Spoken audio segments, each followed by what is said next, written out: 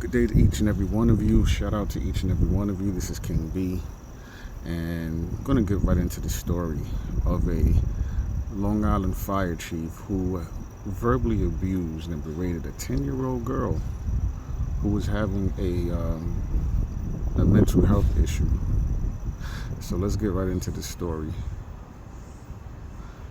So the mother of an emotionally distressed 10-year-old girl, whom a Long Island fire chief told to shut the F up as she was loaded into an ambulance, says the first responder failed her daughter. North Babylon Volunteer Fire Company Chief Peter Alt sparked outrage when he was captured in a now viral video berating the upset child during an emergency call in West Babylon. The girl's mom called the authorities after she had taken away the child's phone, causing her to become emotionally distressed and unable to calm down. The child's grandmother told NBC New York Now, it's important to note that this is a volunteer fire company, right? But let's continue. He was supposed to protect her and help her, not verbally abuse her, the mom, who wished not to be named, told Newsday on Wednesday. She now fears her daughter will lose faith in the police and fire departments and has been left scarred over the incident. He failed her, she said. At no point should a child or human be spoken to like that, ever. The family has called first responders in the past for the fifth grader, but personnel were always understanding, the grandmother said. So they've called authorities in the past for the 10-year-old. They have problems with the 10-year-old and never had any issues in the past. This was the first incident, where there was a problem. In the shocking clip, the fire chief is heard shouting, "Shut the F up. It's like this with you every effing week," at the girl who was crying, "I don't want to go, I want to go home." "Shut your mouth," Alt angrily replies as the young girl is loaded into an ambulance and the doors closed.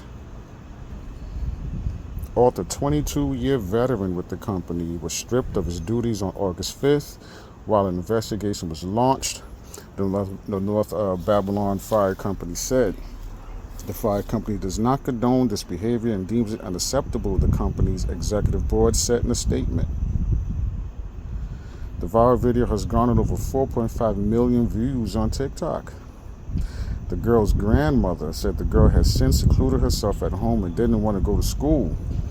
She has anxiety. She would need therapy, the grandmother, who also wished not to be named, told Newsday. The grandmother questioned if race played a role in how the child was treated, although Alt was not heard making any racially charged comments in the viral video.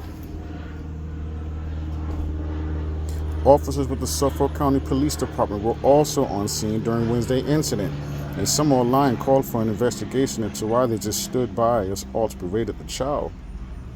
The department stated that the officers at the scene reported the incident to their supervisor, and Internal Affairs also notified the town of Babylon, according to a statement obtained by Newsday.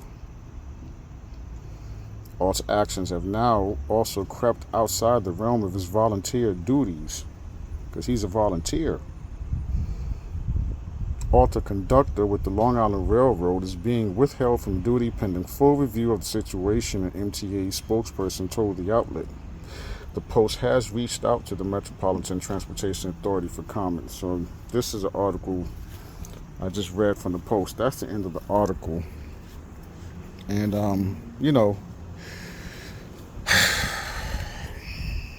this is a touchy subject, right?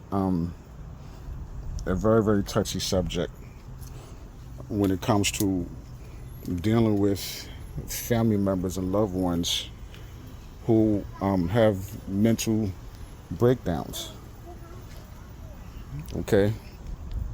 Very, very touchy subject. Because some people believe that sometimes it's necessary to call the authorities when they have a loved one who is having a mental breakdown, right?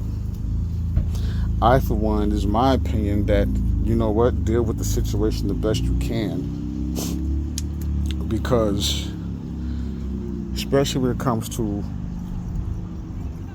all my brothers and sisters out there, you're taking a risk, and not just. I've seen many videos and there's many cases out there where people from different backgrounds who call for help for a loved one who's having a mental issue, a mental breakdown, right? And it doesn't end well once the police arrive on the scene, right? So my opinion is it's best to deal with the situation as best as you can, as best as you can, unless you feel the situation has reached the point where now you are in danger, right? For example, I remember a story of a mother who recorded her son, I believe, going off memory. This happened a while ago.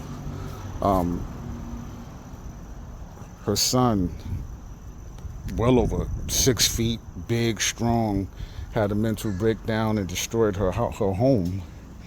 You know, and there's countless other stories like this, where unless you're in a situation where you feel that you are at risk of being injured, and you know, and it's a situation like that, and you have to call, then by all means make the call. But my opinion, I don't think that every situation, if you can deal with the situation on your own without making that call and calling the authorities, then do so. Deal with the situation.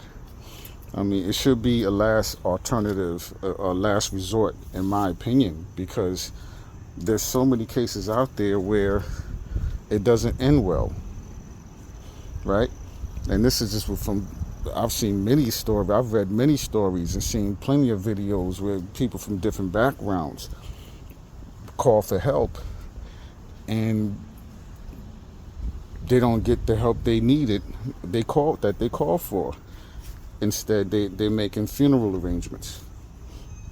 You know what I mean? Because when it comes to the so-called authorities, obviously they are not trained properly to deal with someone who is having a mental breakdown. You know, or if they are trained, the training needs to be updated. You know what I mean? Because there's so many stories out there where people are not getting the help they need. They call for help, thinking they're going to get help, and next thing you know, they got to make funeral arrangements. Okay, and here you have a 10-year-old little girl having a mental breakdown because her mom took her phone, and they call authorities for help, which they've done in the past. And this time it doesn't end well. The 10-year-old little girl wound up being verbally abused by a volunteer fire chief, right? So he lost his position, and it's going to affect his pockets now with this Long Island Railroad conductor job. Okay, and that's good, you know. But it's just a situation where, you know, hey, maybe I mean, why? They've called it a pass. Why? What's going on? What's going? I wonder what's going on in that situation. They've called in the past. You know, I don't know, but shout out to each and every one of you.